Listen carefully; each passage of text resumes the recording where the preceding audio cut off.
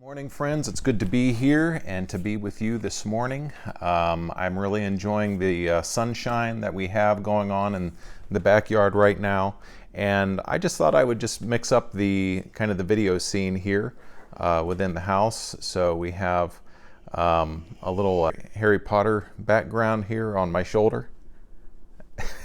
We're going to go ahead and finish the book of Jonah and really try to answer the question that I think Jonah poses to the reader. What is faith all about? Because we get a picture of faith that Jonah is engaged in and works through. So let's go ahead and I'm going to pick up on our chapter where we left off in verse 4 of chapter 4. And the Lord said, speaking to Jonah, "Is it right for you to be angry?" Then Jonah went out of the city and sat down east of the city and made a booth for himself there. He sat under it in the shade, waiting to see what would become of the city. The Lord God appointed a bush and made it come up over Jonah to give shade over his head, to save him from his discomfort. So Jonah was very happy about the bush. But when dawn came up the next day, God appointed a worm that attacked the bush, so that it withered. When the sun rose, God prepared a sultry east wind, and the sun beat down on the head of Jonah, so that he was faint and asked that he might die. He said, "It is better for me to die than to live." But God said to Jonah, "Is it right for you to be angry about the bush?" And he said, "Yes, angry enough to die." Then the Lord said, "You are concerned about the bush, for which you did not labor, and which you did not grow. It came into being in a night and perished in a night. And should I not be concerned about Nineveh, that great city, in which there are more than 120,000 persons who do not know their right hand from their left, and also many animals?" The book of Jonah is the only book in the Bible that ends with a question. Jonah is clearly a prophet that has been compelled to do a work that he is reluctant to do. And so there's this great tension between the prophet that is half-hearted in everything he does, yet he almost has the Midas touch with his word, with what he does, because everything he does turns out great. And so that creates some humor, that creates some tension, that just creates an interesting flavor profile to the book overall. God is trying to move Jonah from one way of thinking to another. I think that's at the heart of this book. It's the journey of a prophet that God is trying to form and grow up. It reminds me of teaching math. For a while, I used to teach math at a school, and I noticed a couple of things happening whenever I would teach math. Some people, when I would teach math, they would remember and they would engage the math problem in a way where they remembered how my method was in solving the problem. When asked further about what these movements of the numbers and what the numbers of the equation actually meant, they couldn't give an account for them. Now, there were other students that did understand what the numbers meant, could manipulate the equation in such a way so as to solve it, and they had no problem with explaining what the numbers meant. So this is almost a tension between form and function. Whereas some students understood the manipulation and the movement of numbers in terms of a form, they didn't necessarily get the function of it. Almost kind of like a logic puzzle. Faith is a little like that math equation, where faith is more than just the form of behaving in a certain way or manipulating our life in a certain way, but that would be the form of faith, the form of religion. The function of religion, well, what is the form for? We ought to be able to be propelled and move into a place where we can answer for why we do what we do. And I think that's what's going on here with the book of Jonah. God is taking a prophet that is very good at the form and is moving him and challenging him to see what is then the function of his faith. We're given the answer of the function of faith here in chapter 4, verse 2. Jonah is able to even see this. He's given the answers in the back of the book, so to speak. This is Jonah addressing God. For I knew that you are a gracious God and merciful, slow to anger, and abounding in steadfast love, and ready to relent from punishing. When I read that, I think, that's the answer. That's the answer that's the function of faith. Faith is the vehicle that gets us to this type of heart and character and behavior. Whereas whenever we see and we've read Jonah, we see something different. We see an angry man. We see a frustrated man. We see a person that's kind of elite. We see someone that's drawing lines in the sand, so to speak. We see someone that wants to die even because of the weight of frustration and a sense of not getting one's way. Yet we see a God that is willing to be patiently and lovingly able to work with us within our weakness if we're not there.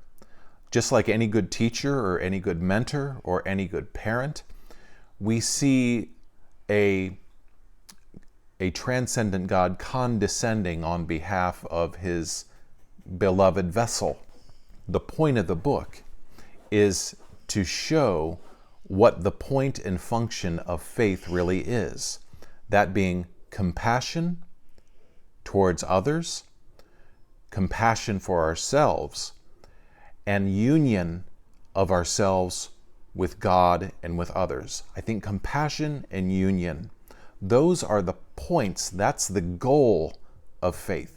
I love how the Bible gives many demonstrations of prophets. Jonah is just one prophet of many, many spokespersons for God. We see examples of prophets that weep within the Bible. We see Jeremiah weeping for his people and his nation. We see the prophet David weeping for his family as well as his kind of fledgling nation and monarchy there in the historical books. We see Jesus himself weeping over the city of Jerusalem. We see Jesus weeping for his friend Lazarus and Lazarus' sisters. There's kind of this emotive reaction to what are the values of the prophet and of the spokesperson of God. What is found out here in the book of Jonah is a prophet that weeps for himself. Whenever we see that type of behavior, poses a great question for us. What do I weep for? What breaks my heart? If compassion and union with God is the goal of faith, you know where you're at by what breaks your heart, that which you weep for. Just as the book of Jonah ended with a question, I want to pose a query or a question to us as individuals, but also we as Reedwood Friends Church. What do we weep for?